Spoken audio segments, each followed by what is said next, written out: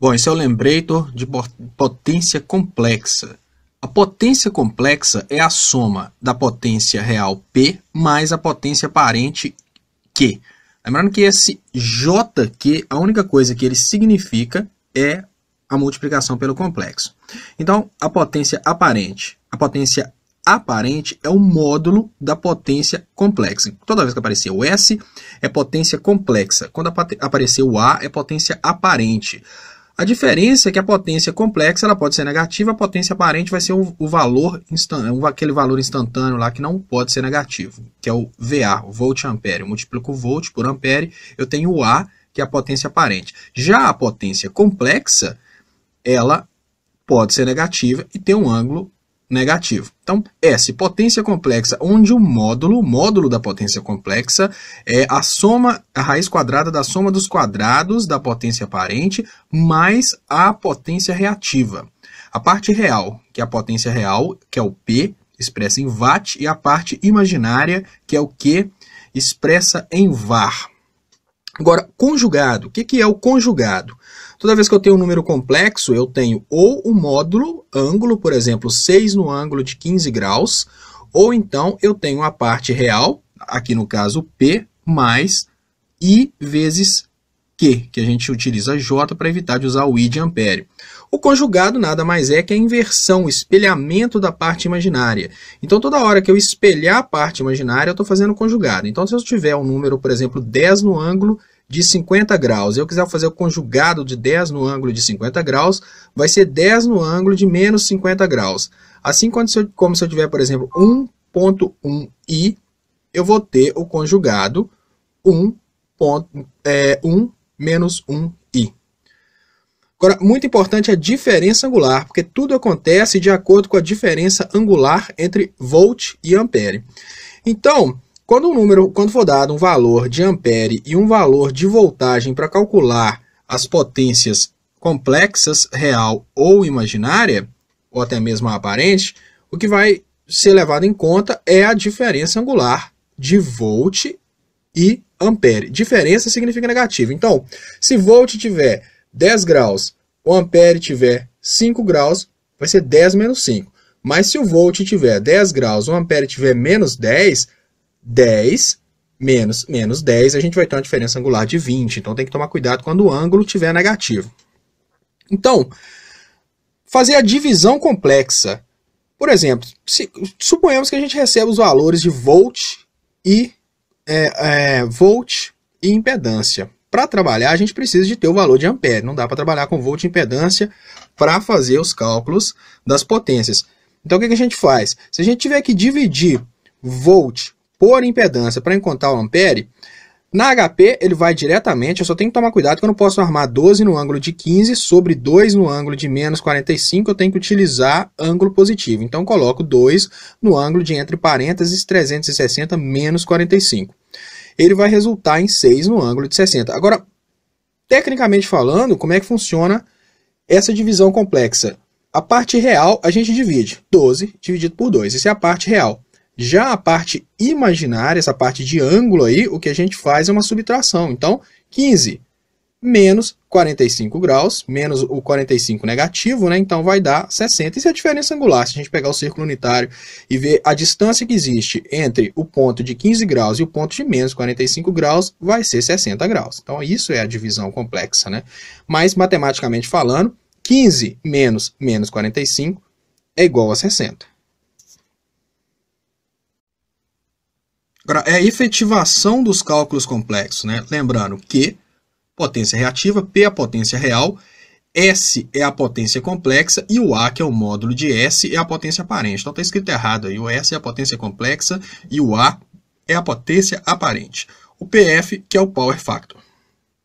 Então, as grandezas que a gente utiliza para isso são volt, ampere e fase. No caso da corrente alternada, a fase é muito importante. Todos os valores de volt, ampere e fase vão ser utilizados, mas a gente tem que levar em conta que a fase é sempre a diferença angular que existe entre volt e ampere. Estou repetindo isso para eu não confundir, porque eu posso pensar que a diferença angular, por exemplo, entre ampere e volt. Não, é volt e ampere. Se volt estiver em 10, ampere estiver, por exemplo, em 5, 10 menos 5, diferença angular de 5 graus. Agora, o primeiro conceito, que é o power factor, ele é o cosseno da diferença angular de volt por ampere. Então, como é que eu faço para calcular o power factor? Abro cosseno, qual que é o ângulo de volt, menos qual que é o ângulo de ampere. Esse power factor, eu falei dele primeiro, porque é ele que corrige o valor da potência real. Então, a potência real nada mais é do que volt vezes ampere vezes power factor. Então, se eu quiser calcular diretamente, se eu não quiser calcular o power factor antes, eu abro a calculadora e calculo volt vezes amperes vezes cosseno da diferença angular entre volt e ampere. Então aí, V vezes I vezes cosseno de ângulo de V menos ângulo de I. Isso aí é a potência real. Já a potência reativa, cuja resposta em VAR, que é volt-ampere reativo, vai ser uma coisa bem semelhante, só que agora a gente usa o seno da diferença angular. Então, se a gente pensar no círculo trigonométrico, essa aqui vai ser a parte imaginária, né? A parte do eixo de y, do mesmo cálculo. Então, a potência reativa Q, ela vai ser V vezes I vezes o seno da diferença angular. V vezes I vezes o seno de ângulo de volt menos ângulo de ampere. Então, não sei se existe isso na literatura, não. Mas a gente tem um power factor, que é o power factor da potência real. Então, aqui eu defini para mim aqui o fator reativo, que é o seno da diferença angular. Então, o seno da diferença, assim como o fator power factor, o oficial da literatura, é o cosseno de ângulo de volt menos ângulo de ampere, aqui, como se existir um fator reativo, ele vai ser o seno do ângulo de volt menos ângulo de ampere. Agora, a realização dos cálculos complexos na HP. Por exemplo, se eu tiver que fazer uma divisão do tipo volt dividido por impedância para eu chegar na corrente, basta armar na HP sem esquecer que eu tenho que colocar ângulos, fechar aqui para eu lembrar, eu tenho que colocar ângulos positivos para não dar erro. Então, por exemplo, 12 no ângulo de 45 dividido por 2 no ângulo de menos 45, ele vai virar 12 no ângulo de 45 dividido por 2 no ângulo de 360 menos 45. Agora, o cálculo da potência complexa, lembrando que é S, a potência complexa, é igual a V vezes I. Mas nesse caso aqui, esse I aqui é conjugado. Então, a parte diferente é essa. Se eu tentar fazer S é igual a V vezes I diretamente, eu não chego na potência complexa. Para eu fazer a potência complexa, eu tenho que conjugar o I. Como é que eu conjugo o I? Eu pego e inverto, no caso, a parte imaginária do I. Se eu tiver que o meu I, por exemplo, é 10 no ângulo de 15, o conjugado de I vai ser 10 no ângulo de menos 15. Aí eu encontro a potência parente S. O interessante é que na hora que eu encontro a potência parente S, a parte imaginária vai ser o meu Q e a parte real vai ser o meu P, que é o que está à direita aqui, ó. S, que é igual a V vezes I conjugado, é igual a P mais JQ. Então, ele é realmente o número complexo formado por P mais JQ.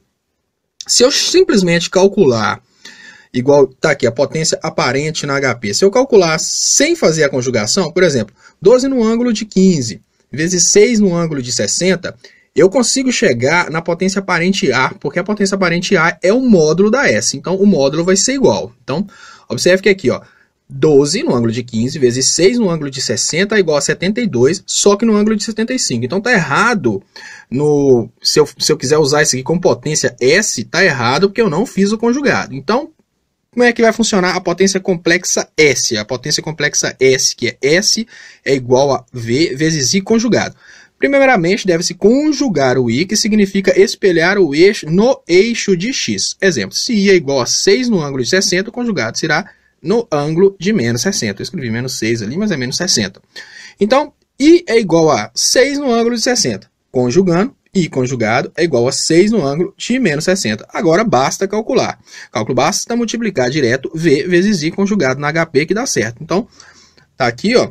12 no ângulo de 15 vezes 6 no ângulo de menos 60, agora sim a resposta terá o ângulo correto, que é o 72 no ângulo de 45. Esse é o meu módulo e ângulo da potência complexa. Se eu pegar esse de 72 no ângulo de 45 e converter para números complexos, eu vou encontrar na parte real x vai ser a minha potência P e na parte imaginária Y vai ser a minha potência Q, diretamente. E agora, só para fechar a utilização da potência nas barras para uma análise de sistema, S, que é a potência complexa, eu já vi que S é igual ao V vezes I conjugado. Então, como o S é o complexo P mais Q vezes J, o S conjugado vai ser o complexo P menos Q vezes J. Lembrando que conjugar é simplesmente pegar essa segunda parte, que é a parte imaginária, e negativar. Então, isso aqui que eu vou utilizar nas equações do sistema de análise de sistemas de potência.